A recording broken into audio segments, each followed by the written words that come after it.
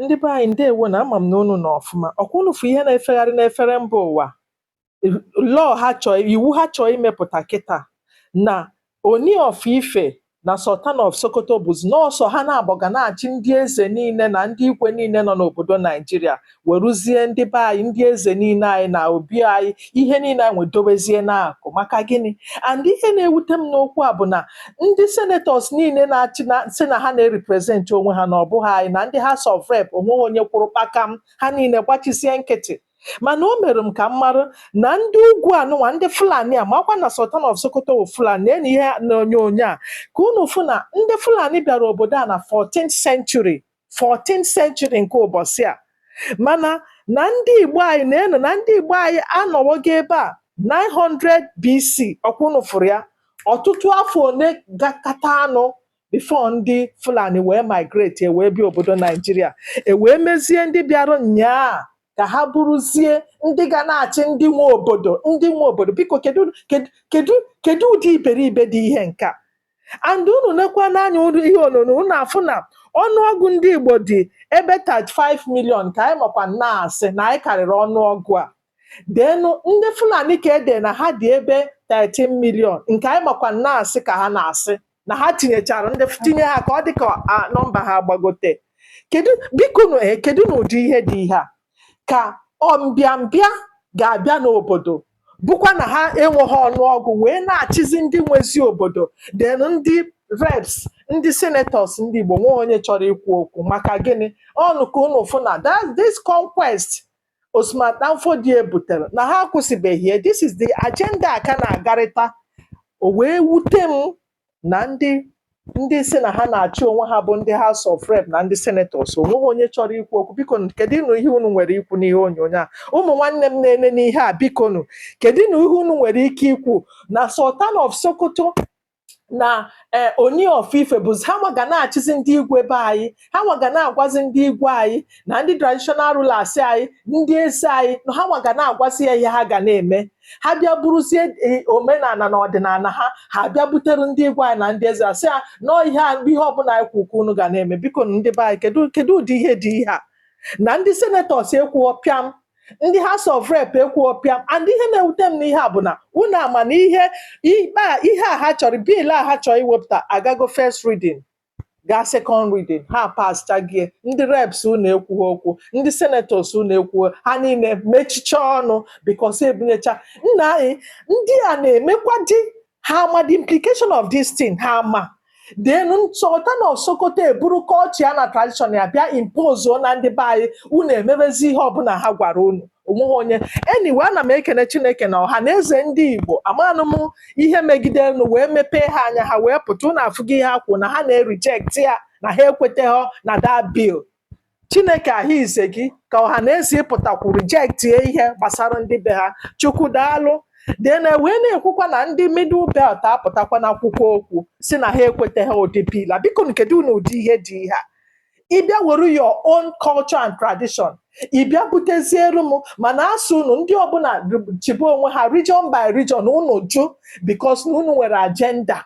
Because ọ bụrụ na unu enweghị agenda, kedu ihe ịma mme accept ka ị nọrọ na-achị onwe gị based on ọdịnala na omenala ga-eju n'ọka iwere nke gị bịa impozuo na onye ọzọ? Bikonu ndị Igbo kunikwanụ n'ụlọ ahụ, bikonu, because ihe anụnwa ọ na-aga kịta na reps ọ na-aga, unu eche na ọzọ unu afụ na asign ya abụzie ihe ọbụla Oni of Ife kwuru na Sultan of Sokoto kwu ha kwekọrịtara, because the based on ihe a na-ekwu a ga-eme ha permanent members.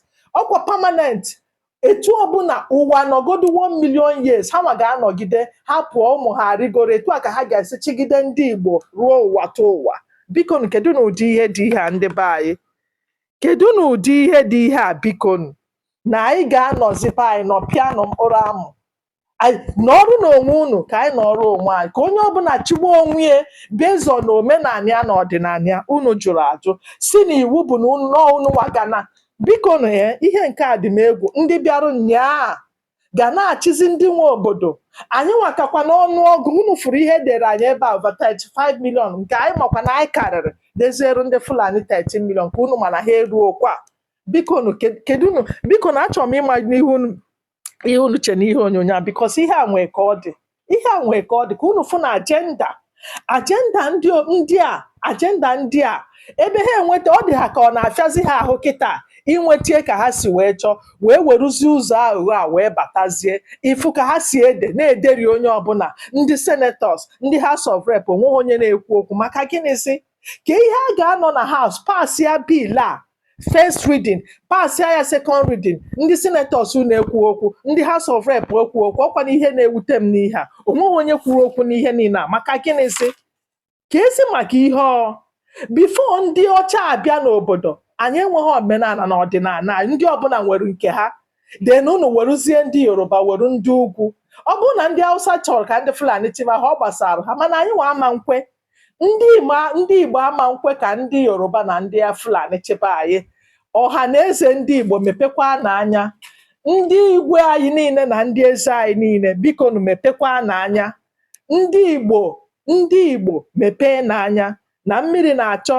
iri anyị n'obodo a bikonu anyị ga-emepe anya n'enu ndị Fulani ya bịa ịchịbazi ndị Igbo even though na ha na-achịkwa achị because na anyị gbachiri ha nkịtị mere anyị ga-eji tete n'ụla anyị eteteghị n'ụlọ a mmiri erie anyị because oyi ha chọrọ anyị cheta mgbe Peter Edochie na Ooni of Ife fụrụ Ooni na-echekwanụ ka Peter Edochie bịa darịa Peter Edochie ju unu fụrụ mkpọtụ o merụ na soshal midia anyị ga-etete n'ụla bikos anyị gbachi ndị a nkịtị ga-ewere anyị fọnye n'akpa nke ha fọnyekwara anyị afọnye n'ọzọ anyị nwabụzi ndị nkịtị bikos based on ndị niile na-achị anyị ha fọnyechachago ha n'akpa nọ anyị nwabụzi ndị anọghọ n'ọchịchị bụ ndị ekweghọ bikos ọ bụrụ na anyị kweta nke anyị agagonu sins ha afụgo na ha enweghị ike ejinwu ndị Igbo ka ha si wee chọọ wee wetazie biil a ka ha sizi ụzọ a wee penetrate ye wee wetaziere anyị ihe niile ka ọ chọrọ ọdịnala ndị Yoruba ka ha bịa impose onye na nke anyị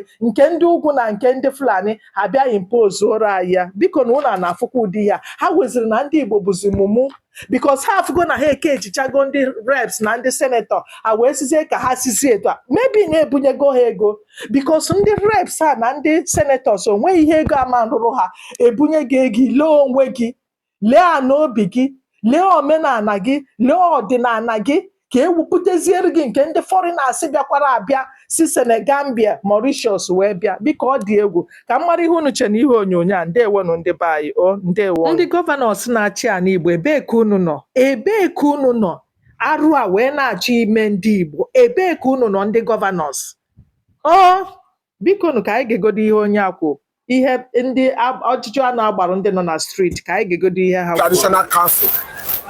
And in that bill, they want to have the Sultan of Sokoto and the Ooni of Ife as co-chairmen, permanent co-chairmen of that traditional council. Meaning every other traditional institution, every other king in Nigeria will subject to their leadership. And as we speak, the Ndigbo has said, no, we are rejecting it. The Middle Belt Forum said, no, we are rejecting it. And Ndigbo is making it clear that you cannot do such without recognizing that the Igbos have to be recognized in that leadership.